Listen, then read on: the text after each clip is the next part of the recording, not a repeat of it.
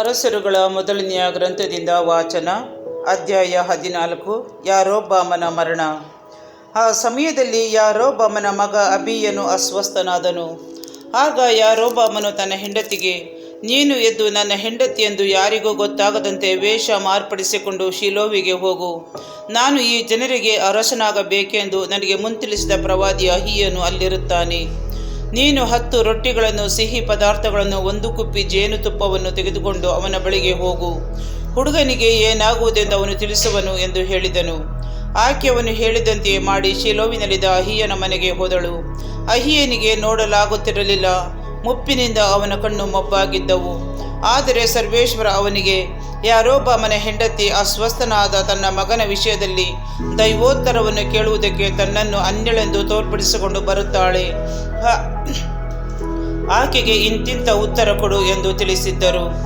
ಆಕೆ ಅಹೀಯನ ಮನೆಯನ್ನು ಪ್ರವೇಶಿಸುವಾಗಲೇ ಅಹೀಯನು ಆಕೆಯ ಕಾಲು ಸಪ್ಪಳವನ್ನು ಕೇಳಿ, ಯಾರೊಬ್ಬಾಮನ ಹೆಂಡತಿಯೇ ಬಾ, ಏಕೆ ನೀನು ಅನ್ಯಳೆಂದು ನಟಿಸುತ್ತಿರುವೆ?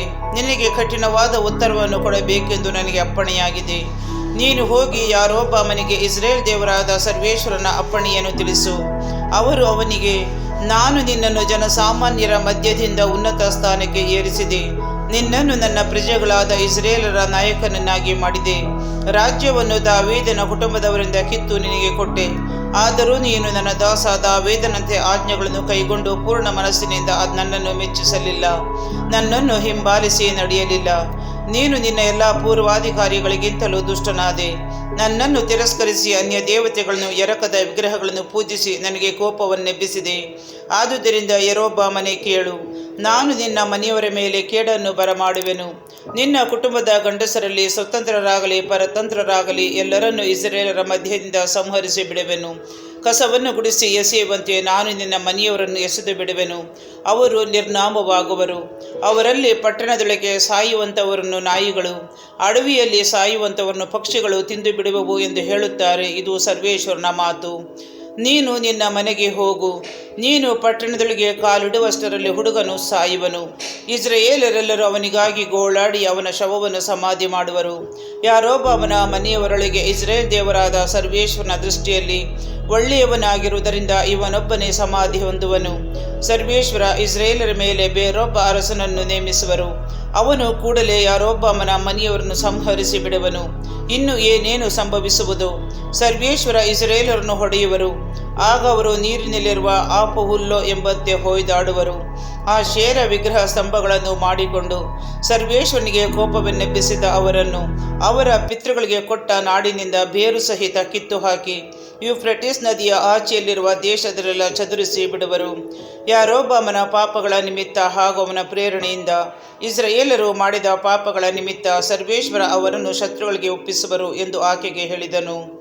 ಯಾರೊಬ್ಬಾಮನ ಹೆಂಡತಿ ತೀರ್ಚಾ ಊರಿಗೆ ಹೊರಟು ಹೋಗಿ ತನ್ನ ಮನೆಯ ಹೊಸ್ತಿಲಲ್ಲಿ ಕಾಲಿಟ್ಟ ಕೂಡಲೇ ಹುಡುಗನು ಸತ್ತನು. ಸರ್ವೇಶ್ವರ ಪ್ರವಾದಿಯಾದ ಅಹೀಯನ ಮುಖಾಂತರ ತಿಳಿಸಿದಂತೆ ಎಲ್ಲ ಇಸ್ರೇಲರು ಅವರಿಗಾಗಿ ಗೋಳಾಡಿ ಅವನ ಶವವನ್ನು ಸಮಾಧಿ ಮಾಡಿದರು. ಯಾರೊಬ್ಬಾಮನ ಇತರ ಕಾರ್ಯಕಲಾಪಗಳು, ಅವನ ಯುದ್ಧಗಳು ಹಾಗೂ ರಾಜ್ಯಭಾರಗಳ ವಿವರವು ಇಸ್ರೇಲ್ ರಾಜರ ಇತಿಹಾಸ ಎಂಬ ಗ್ರಂಥದಲ್ಲಿ ಬರೆದಿರುತ್ತದೆ. ಅವನು 22 ವರ್ಷ ಆಳಿ ಮೃತನಾಗಿ ಪಿತೃಗಳ ಬಳಿಗೆ ಸೇರಿದನು. ಅವನಿಗೆ ಬದಲಾಗಿ ಅವನ ಮಗ ನಾದಾಬನು ಅರಸನಾದನು. ಯೆಹೂದ್ಯರ ಅರಸ ಶೇಹಬ್ಬಾಮನು. ಸೊಲೊಮೋನನ ಮಗ ರೆಹಬ್ಬಾಮನು ಜುದೆಯದ ಅರಸನಾದನು. ಅವನು ಪಟ್ಟಕ್ಕೆ ಬಂದಾಗ ಅವನಿಗೆ 41 ವರ್ಷ ವಯಸ್ಸು. ಸರ್ವೇಶ್ವರ ತಮ್ಮ ಹೆಸರನ್ನು ನೆಲೆಗೊಳಿಸುವುದಕ್ಕಾಗಿ ಇಸ್ರೇಲರ ಎಲ್ಲ ಕುಲಗಳಿಂದ ಆರಿಸಿಕೊಂಡ ಜೆರೂಸಲೇಮ್ ಪಟ್ಟಣದಲ್ಲಿ ಅವನು 17 ವರ್ಷ ಆಳಿದನು.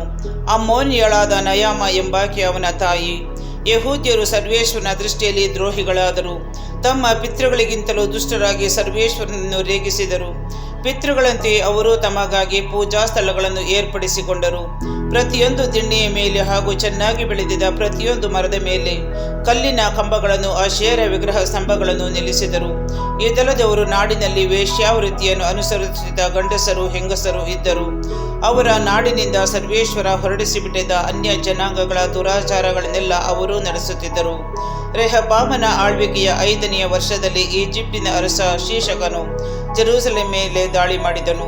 ಸರ್ವೇಶ್ವರನ ಆಲಯದ ಮತ್ತು ಅರಮನೆಯ ಎಲ್ಲ ದ್ರವ್ಯವನ್ನು ಹಾಗೂ ಸೊಲೊಮೋನನು ಮಾಡಿಸಿದ ಬಂಗಾರದ ಗುರಾಣಿಗಳನ್ನು ದೋಚಿಕೊಂಡು ಹೋದನು.